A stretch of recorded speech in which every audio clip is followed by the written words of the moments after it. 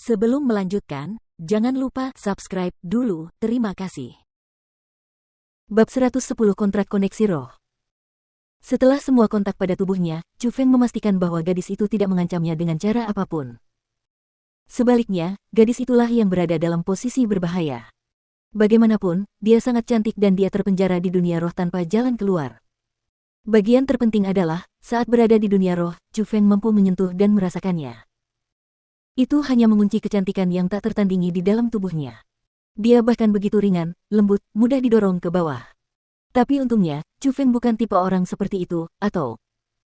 Hei, bajingan, apa yang sedang kau pikirkan? Melihat Chu Feng yang terus menatapnya dengan senyum jahat di sudut mulutnya, gadis itu berteriak. Aku bilang, Egi. Kamu bilang kalau kamu dan aku bersatu, kamu bisa membantuku mengalahkan Gong Luyun. Benarkah itu? Chu Feng tertawa saat mengatakan itu, tapi tawanya sangat jahat. Mati saja.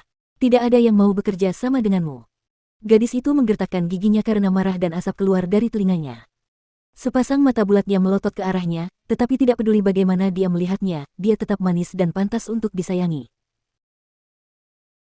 Memang benar, saat seseorang mencapai taraf kecantikan tertentu, sekalipun mereka melakukan ekspresi-ekspresi yang tak tertahankan, mereka tetap merupakan jenis kecantikan. Lihat. Bukankah kau bilang selama? Dasar bajingan. Itu tinggal, bukan menggabungkan. Tinggal. Bagaimana caramu melakukannya? Chu Feng cukup penasaran. Selama kau dan aku membuat kontrak koneksi roh, aku akan dapat berbagi dunia roh denganmu. Selain itu, selama kau bersedia, aku dapat memasuki tubuhmu dari dunia rohmu dan mengirimkan kekuatanku kepadamu. Namun, karena kultivasiku saat ini sepenuhnya tersegel dan aku tidak tahu bagaimana cara melepaskannya, aku hanya bisa memulainya dari bawah. Jadi, jika kau menginginkan bantuanku, kau harus membantuku berkultivasi. Selama kau dapat membantuku memasuki alam mendalam dalam 1 tahun, tentu saja kau akan mampu melawan Gong Luyun. Gadis itu menjelaskan. Apa? Membantumu berkultivasi. Waktu yang kuhabiskan untuk membantumu mencapai alam mendalam mungkin cukup bagiku untuk mencapai alam surga. Kata Chu Feng dengan lesu. Apakah mungkin bagimu untuk mencapai alam surga dalam 1 tahun? Bahkan mencapai alam mendalam akan sulit. Namun, jika kamu bersedia membantuku, tanpa diragukan lagi, aku dapat mencapai alam mendalam dalam 1 tahun. Lagi pula, kultivasiku tidak akan mengganggu kultivasimu. Sebaliknya, membantuku berkultivasi malah akan meningkatkan teknik pembentukan rohmu. Gadis itu melengkungkan bibirnya dan berkata. Benarkah? Chu Feng ragu. Tentu saja. Gadis itu sangat percaya diri. Katakan padaku apa yang bisa aku bantu, tanya Chu Feng. Tidak ada makan siang gratis di dunia dan roh dunia tidak akan melayani manusia secara gratis. Alasan mengapa spiritualis dunia dapat memperoleh kekuatan roh dunia adalah karena mereka perlu menyediakan energi sumber kepada roh dunia. Sumber energi. Apa itu?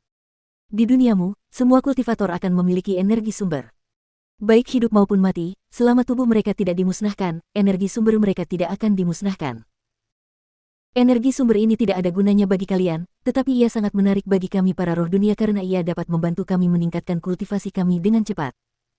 Contohnya, jika kamu bisa menemukan seorang kultivator di alam mendalam dan membiarkanku menyedot energi sumber mereka sepenuhnya, aku bisa mencapai apa yang disebut alam asal. Bagaimana? Itu jauh lebih cepat daripada kultivasimu, kan? Gadis itu terkekeh dan berkata. Seorang kultivator alam mendalam. Jangan membuatnya tampak begitu mudah, oke? Jika aku bisa menangkap seorang kultivator alam mendalam dan membiarkanmu menyedot energi sumber mereka, mengapa aku masih membutuhkan bantuanmu? Chu Feng tampak sangat muram. Dasar bodoh. Apa kau tidak mendengar apa yang kukatakan? Aku bilang, tidak peduli mereka hidup atau mati, selama tubuh mereka masih ada, akan ada energi sumber untuk diserap. Jika kau tidak bisa menangkap mereka hidup-hidup, tidak bisakah kau mencari yang sudah mati saja? Ingat, kau seorang spiritualis dunia. Gadis itu juga agak muram. Tidak apa-apa bahkan jika mereka mati. Chu Feng sangat terkejut. Tentu saja. Atau, mengapa tetua Zuge yang brengsek itu harus memakan Leng Wuzui dan lelaki tua itu? Selain itu, apakah kamu tidak menyadari ketika kamu memasuki makam Imperial Sky Sage, kamu tidak dapat menemukan jasadnya? Gadis itu memiliki penglihatan dan pendengaran yang sama dengan Chu Feng sehingga dia mengetahui semua hal yang dialami Chu Feng sejak masa kecilnya hingga sekarang.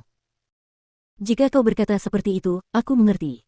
Tapi, bukankah kau mengatakan bahwa Penatua Zuge tidak memiliki roh dunia yang melayaninya? Lalu, bagaimana dia bisa menghabiskan energi sumber? Dia tidak memiliki kemampuan untuk memiliki roh dunia yang akan melayaninya, tetapi saya yakin bahwa dia telah terhubung dengan roh dunia.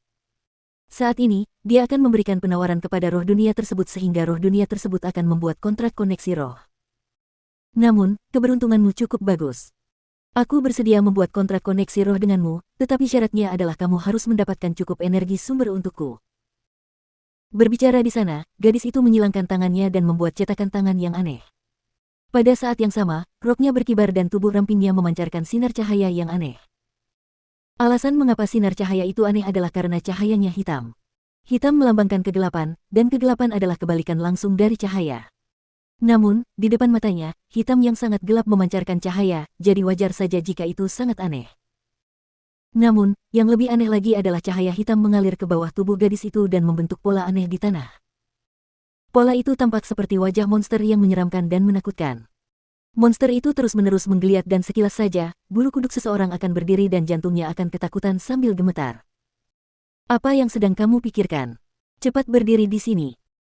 Gadis itu berbicara dan saat ini dirinya dikelilingi oleh cahaya hitam yang aneh. Namun, kecantikannya yang sebenarnya tidak berubah, malah terlihat lebih cantik seolah-olah itu adalah dirinya yang sebenarnya. Apa? Kau ingin aku berdiri di wajah monster itu? Chu Feng agak takut. Ia merasa wajah itu adalah organisme hidup yang bisa menelan segalanya. Bajingan, ini adalah formasi roh koneksi rohku.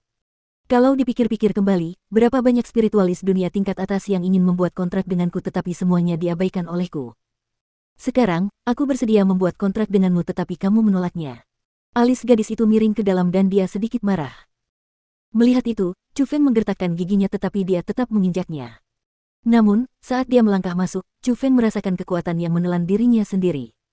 Seketika, otaknya menjadi putih dan dia kehilangan kesadaran setelah itu. Baiklah.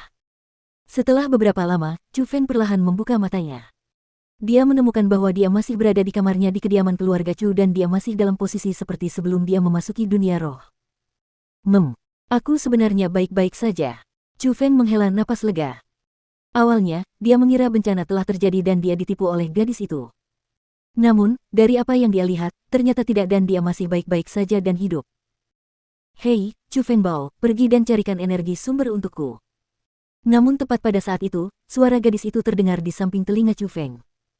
Egi, kau juga keluar. Kemana? Chu Feng melompat kaget saat mengamati sekelilingnya, tetapi dia tidak melihat gadis itu. Bodoh, aku masih di dunia rohmu. Suara gadis itu terdengar lagi. Mendengar kata-kata itu, Chu Feng bersorak gembira dan berkata pelan, itu artinya kita berhasil.